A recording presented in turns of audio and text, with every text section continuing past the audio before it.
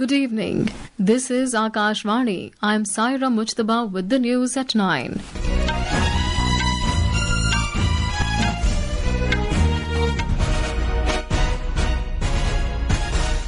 The headlines.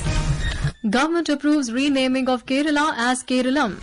Also gives nod to 3 multi-tracking railway projects worth over 9,000 crore rupees across Maharashtra, Madhya Pradesh, Bihar and Jharkhand. Supreme Court allows deployment of judicial officers from Jharkhand and Odisha for claim verification under SIR in West Bengal. National Roundtable Conference of Election Commission of India and State Election Commissioners concludes in New Delhi with adoption of National Declaration 2026. 4 top Naxal leaders surrender before police in Hyderabad. Delhi court sends Youth Congress president to 4-day police custody in connection with protest at India AI Impact Summit. And an ICC Men's T20 Cricket World Cup, Pakistan set a target of 165 runs for England in a Group 2 Super 8 match at Pallekele in Sri Lanka.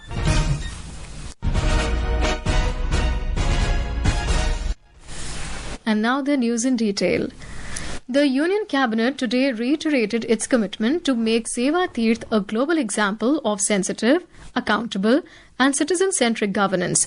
Briefing media in New Delhi after the Cabinet meeting, Information and Broadcasting Minister Ashwini Vaishnav informed that the Cabinet also approved the proposal for alteration of the name of state of Kerala as Keralam. एक बड़ी demand थी कि केरला का नाम There was a long-standing demand that the name of Kerala should be changed to Keralam. Today, the Union Cabinet has approved this demand. Following this decision, the Honorable President will send the Kerala Alteration of Name Bill 2026 to the State Legislative Assembly. After the decision of the State Assembly is received, the Government of India will take the next step in the matter. राज्य की विधानसभा के निर्णय के आने के बाद में भारत सरकार इसमें अगला स्टेप लेगी. The Cabinet Committee on Economic Affairs approved 3 multi-tracking projects worth covering 8 districts across Maharashtra, Madhya Pradesh, Bihar and Jharkhand. The total estimated cost of the projects is 9,072 crore rupees and will be completed by 2030-31. Mr. Vaishnav said the projects are doubling of the Gondia-Jabalpur railway line, addition of the 3rd and 4th lines between Punarak and Kiol in Bihar, and also the 3rd and 4th lines between Gamharia and Chandil in Jharkhand. Jabalpur से गोंदिया बहुत ही important project है. 231 kilometre का है. The Jabalpur-Gondia project is a very important project with a length of 231 kilometers. It will significantly improve connectivity among Gondia district in Maharashtra and the districts of Jabalpur, Mandla, Sioni and Balaghat in Madhya Pradesh. Overall, this project will provide seamless connectivity from Varanasi, Prayagraj to Chennai, Bengaluru and Hyderabad, creating a complete north to south connection. North से south का एक पूरा connectivity ये project देगा. The minister said the Cabinet Committee on Economic Affairs gave its approval for the development of the civil enclave at Srinagar International Airport. The Cabinet approved extension of existing north-south corridor from Gift City to Shahpur of Gujarat Metro Rail Corporation Limited. The minister said the Cabinet approved enhanced delegation to Power Grid from the extant guidelines on delegation of powers to Maharatna CPSEs for increasing equity investment threshold from 5,000 crore rupees per subsidiary to 7,500 crore rupees per subsidiary. Mr. Vaishnav said the Cabinet approved minimum support prices or MSP of raw jute for marketing season 2026-27. He said the MSP of raw jute TD3 grade has been fixed at 5,925 rupees per quintal for 2026-27 season. Prime Minister Narendra Modi will be on a 2-day state visit to Israel from tomorrow. This will be the second visit of the Prime Minister to Israel. During the visit, the Prime Minister will meet his Israeli counterpart, Mr. Benjamin Netanyahu. The Ministry of External Affairs said the two leaders will review the significant progress made in India-Israel strategic partnership. They will discuss further opportunities in various areas of cooperation, including science and technology, innovation, defense and security, agriculture, water management, trade and economy, and people-to-people exchanges. The leaders also expected to exchange perspectives on regional and global issues of mutual interest.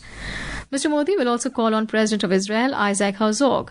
Our special correspondent Dheeraj Kakaria has filed this report from Jerusalem. Immediately after landing in Tel Aviv, the Prime Minister will be holding a private meeting with his Israeli counterpart, Mr. Benjamin Netanyahu. Rest of all the programs of the Prime Minister are organized in Jerusalem only. On day one, the main program is to address to the Israeli Parliament Knesset. Narendra Modi will be the first Indian leader to address the Israeli parliament. He will also be participating in a community event where he is likely to interact with the people of Indian origin settled in Israel. The Prime Minister is also scheduled to take part in tech exhibition. Day 2 will begin with the visit to Yad Vashem. It is a Holocaust memorial. Thereafter, he will depart for a meeting with President Mr. Isaac Herzog. After bilateral talks with President, the Prime Minister will be having an extended meeting with the Israeli Prime Minister Mr. Benjamin Netanyahu. Both leaders will be finalizing the documents of agreement and exchange of agreements in presence of both leaders. After this, Prime Minister is scheduled to depart for Tel Aviv and therefrom for India.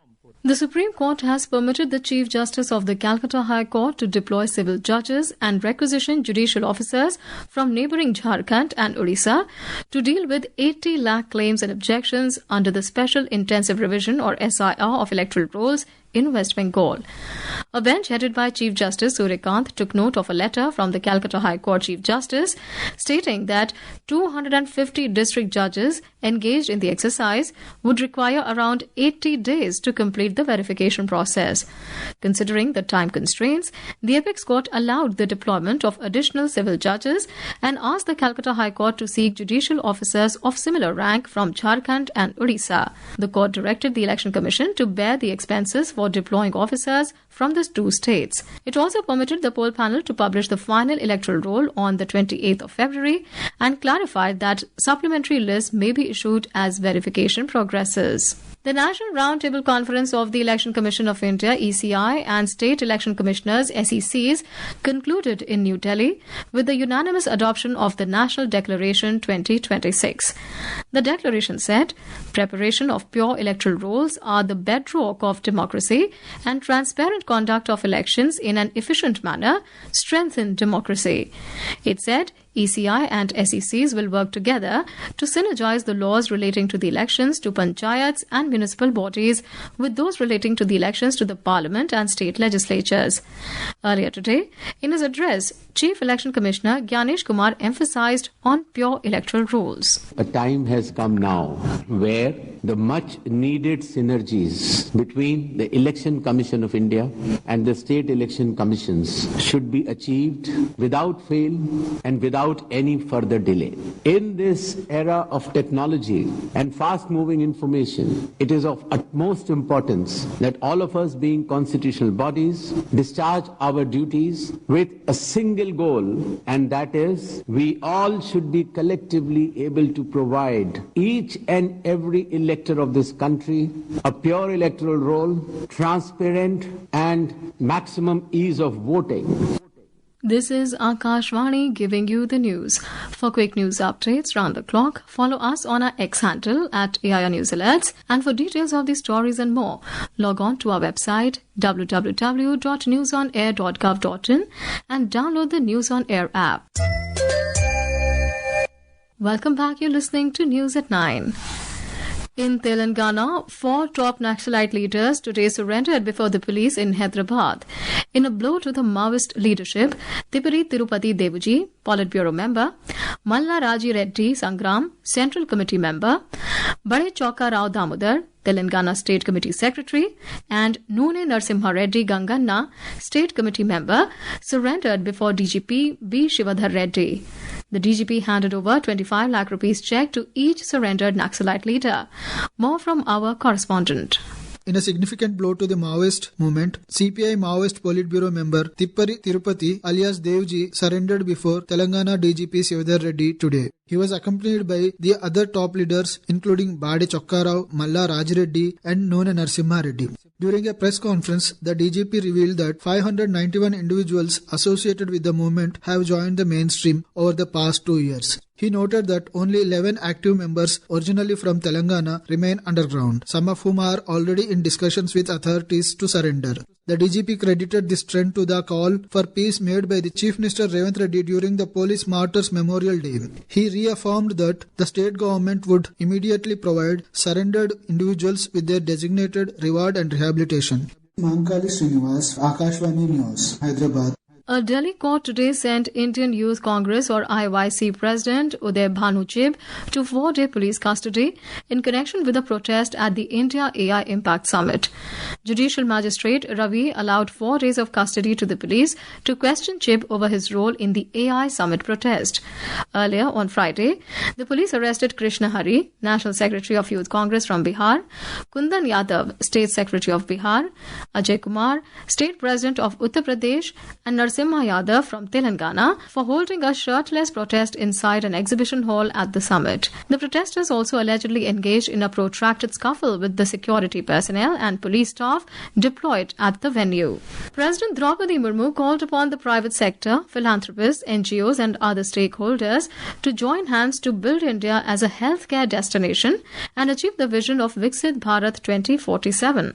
The president inaugurated the nationwide initiative titled Saving Lives and Building a Healthier Bharat on the occasion of the 75th anniversary of PD Hinduja Hospital at Lok Bhavan in Mumbai. Addressing the gathering, the president underscored the importance of health and highlighted various initiatives by the government in this regard, including the Ayushman Bharat scheme, under which 1.8 lakh Ayushman Arogya Mandirs have been established across the country. देश भर में 1,80,000 से अधिक आयुष्मान आरोग्य मंदिर स्वास्थ्य सेवा प्रदान कर रहे हैं। विश्व की सबसे बड़ी स्वास्थ्य बीमा योजना आयुष्मान भारत योजना के अंतर्गत करीब 12 करोड़ परिवारों को अस्पताल में भर्ती होने पर प्रति परिवार प्रति वर्ष 5 लाख रुपए का स्वास्थ्य कवर उपलब्ध है। The president also highlighted Mission Indradhanush, TB Mukt Bharat and the PM Rahat scheme among others. She stated that seats in MBBS and medical colleges have been increased and AIIMS and medical colleges are being established in various places. The India AI Impact Summit and Expo in New Delhi provided a common platform for policymakers, industry leaders, innovators and startups to exchange ideas and showcase AI-driven solutions. The summit witnessed participation from over 500 AI leaders, more than 100 founders and chief executive officers, 150 academicians and researchers, and nearly 400 chief technical officers. The summit and Expo recorded an overwhelming response with a footfall of over 5 lakh visitors. Talking to Akashvani News, Professor Rajiv Ahuja, Director of IIT Ropar, said that the India AI Impact Summit is the first of its kind and was highly beneficial for the youth of the country. This is the first of this kind AI Summit in India, and it's very useful for our youth actually, and especially in the agri sector, because we want to bring our youth in agri sector, and they are very technical savvy people. They can increase the productivity of their same land. They can have a 5 to 10 times more productivity. On to sports now. In ICC Men's T20 Cricket World Cup, chasing a target of 165 runs set by Pakistan, England were 30 for 2 in 4.1 overs in a Group 2 Super 8 match at Pallekele International Stadium in Sri Lanka when reports last came in. Earlier, electing to bat first, Pakistan scored 164, losing 9 wickets in the stipulated 20 overs. And now, before we end the bulletin, the headlines once again. Government approves renaming of Kerala as Keralam, also gives nod to 3 multitracking railway projects worth over 9,000 crore rupees across Maharashtra, Madhya Pradesh, Bihar and Jharkhand. Supreme Court allows deployment of judicial officers from Jharkhand and Odisha for claim verification under SIR in West Bengal. National Roundtable Conference of Election Commission of India and State Election Commissioners concludes in New Delhi with adoption of National Declaration 2026. 4 top Naxal leaders surrender before police in Hyderabad. Delhi court sends Youth Congress president to 4-day police custody in connection with protest at India AI Impact Summit. And in ICC Men's T20 Cricket World Cup, Pakistan set a target of 165 runs for England in a Group 2 Super 8 match at Pallekele in Sri Lanka.